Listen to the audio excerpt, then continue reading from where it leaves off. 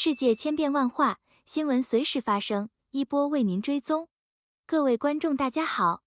今天是2022年3月18日星期五，欢迎走进一波新闻热点。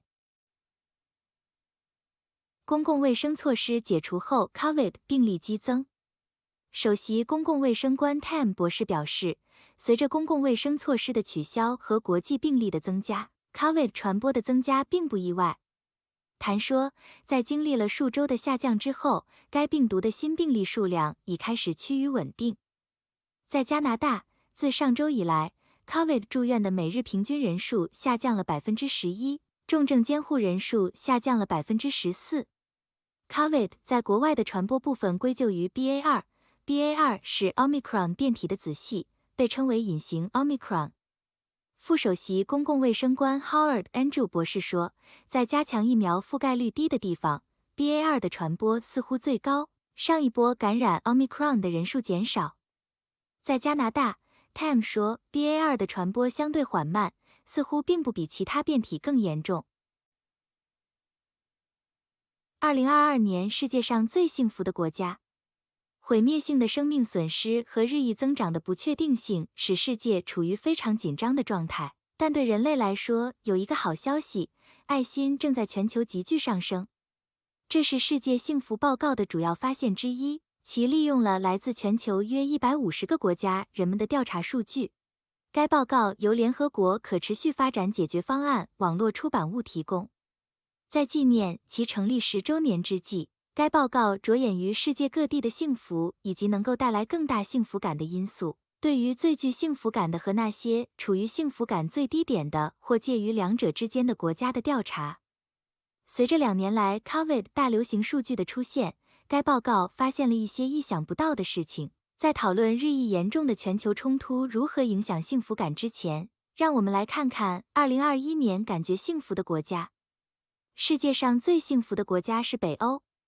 芬兰连续第5年成为世界上最幸福的国家。根据世界幸福报告的排名，芬兰主要基于盖洛普世界民意调查的生活评估。这些北欧国家及其邻国丹麦、挪威、瑞典和冰岛在报告用来解释其调查结果的指标上都得分很高，健康的预期寿命、人均 GDP、困难时期的社会支持、低腐败和高社会信任。人们生活在友善并相互照顾的社区中，以及能够自主支配自己的生活。加拿大第15名、美国第16名和英国第17名都进入了前20名。战争对俄罗斯整体的幸福感影响尤其模糊，因为政府的审查制度歪曲了为生活评估提供的信息。今年的幸福感排名所依据的调查是在入侵之前进行的。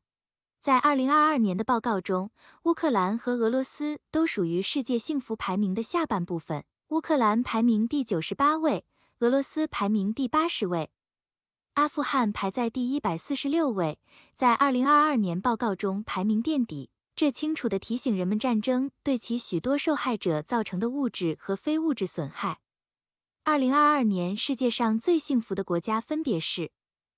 荣居榜首的是芬兰，第2位。丹麦第3位，冰岛第4位，瑞士第5位，荷兰第6位，卢森堡第7位，瑞典第8位，挪威第9位，以色列第10位，新西兰11，奥地利12，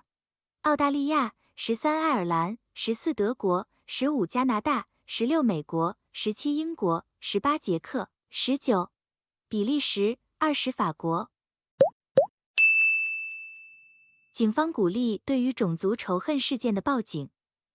北温哥华皇家骑警为他们打击社区中潜在的仇恨事件的方式增加了一个新工具。从本周开始，北温哥华和高桂林皇家骑警分遣队都将在网上报道有关对于增加的仇恨动机事件担忧。加拿大皇家骑警将仇恨动机事件定义为因种族、性别或性取向而成为仇恨动机目标的事件或遭遇。警方分发的传单中包含对如何可识别种族群体的负面引导，或者由于某人的种族或性取向而受到侮辱或恶劣对待的行为。此类事件不符合被视为仇恨犯罪的门槛，但仍然令人担忧。警方强烈鼓励公众及时报警，并补充说，现在可以通过在线犯罪报告快速轻松地做到这一点。因为警方调查任何存在仇恨因素的事件非常重要，无论我们是否有权抓捕。更严重的仇恨犯罪，根据刑法是非法的，包括拥有或散布仇恨宣传，旨在公开煽动对可识别群体的仇恨，因种族、性取向或宗教而攻击某人，以及破坏宗教财产。例如，反犹太主义或出于仇恨动机破坏企业或礼拜场所的仇恨涂鸦被视为仇恨犯罪。对于这些事件，受害者仍然必须通过电话或亲自前往警局报警。加拿大皇家骑警希望，报告的便利性将增加人们将他们本来不会报告的事件告知警方的可能性。如果试点项目成功，报告仇恨动机事件的能力将提供给哥伦比亚省各地由加拿大皇家骑警监管的其他社区。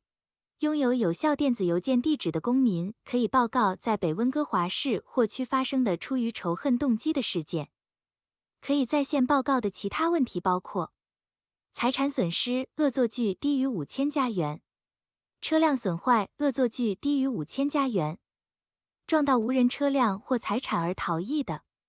，5000加元以下的自行车被盗，盗窃低于5000加元，车辆中被盗窃少于5000加元，财产遗失，驾驶投诉，车牌或贴花丢失或被盗。要使用加拿大皇家骑警的在线犯罪报告进行报告，请访问 report.rcmp.ca。习近平呼吁合作，结束冲突。中国国家主席习近平在周五与美国总统拜登的虚拟会晤中，呼吁北京和华盛顿共同努力，结束乌克兰冲突。乌克兰危机是我们不想看到的。国家通讯社新华社援引习近平的话说，事件再次表明，国与国关系不能进入对抗阶段，冲突和对抗不符合任何国家的利益。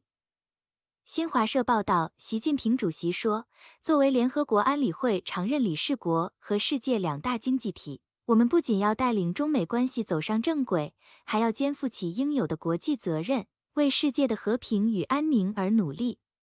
习近平与美国同行之间的通话是在11月最后一次虚拟峰会几个月后进行的，这是自俄罗斯入侵乌克兰以来两国之间的首次直接会谈。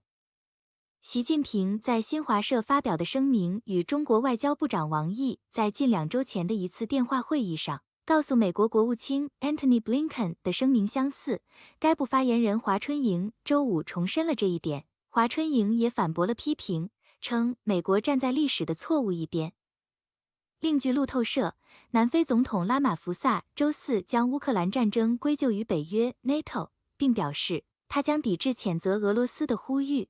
拉马福萨说，如果北约听从成员国领导人和官员多年来发出的警告，即北约东扩将加剧而不是降低该地区的不稳定，这场战争本来是可以避免的。俄罗斯总统普京也持同样的观点。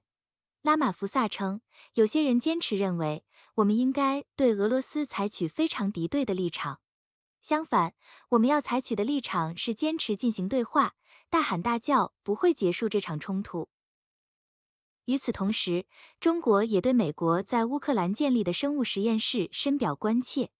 中国外交部发言人赵立坚周三表示，国际社会长期以来一直对美国在国内外进行的生物军事活动表示严重关切。莫斯科在1周内召开了2次安理会会议，有关于美国在乌克兰生物实验室问题，并提交了相关证据，但美国官员警告说，俄罗斯可能正准备在乌克兰使用生物武器，并将自身问题归咎于美国及其盟友。谢谢各位的收看，一波帮助海外华人及时追踪全球各地发生的新闻热点。如果对您有帮助，欢迎点赞、订阅和分享。下期不见不散哦。